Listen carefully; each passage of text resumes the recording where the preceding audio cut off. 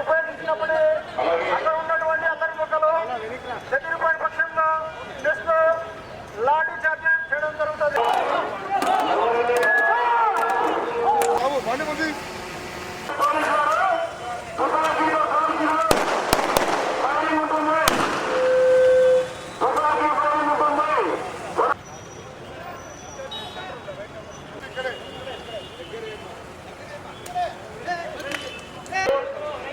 అలాగే 144 సెక్షన్ అమల్లో ఉంది.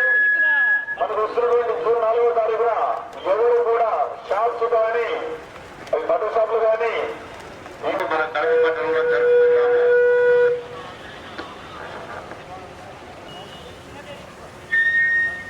అక్రమంగా తుమ్మిపోయిన ప్రజలారా ముందుకు ఉన్నారు. ఇక్కడ తొందరగా చదివిపోవాలను చేయొచ్చు. దీనిపై పోలీసు వాళ్ళు కాల్పు జరుపును.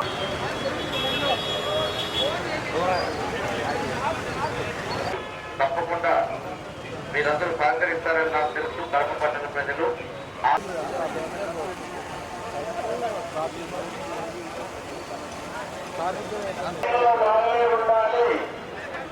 ఎవరైనా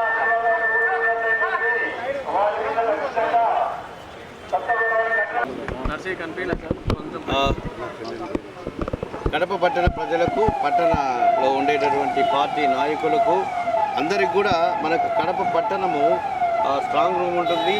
జిల్లా నుంచి నలుమూలల నుంచి అందరూ కూడా నాయకులు వస్తారు, వాళ్ళ ఫాలోయర్స్ వస్తారు.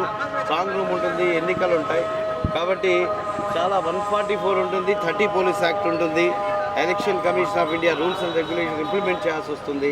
కాబట్టి ఓడిన వాళ్ళు బాధలో ఉంటారు, గెలిచిన వాళ్ళు ప్రశ్నలు చేసుకోవాలని చూస్తారు.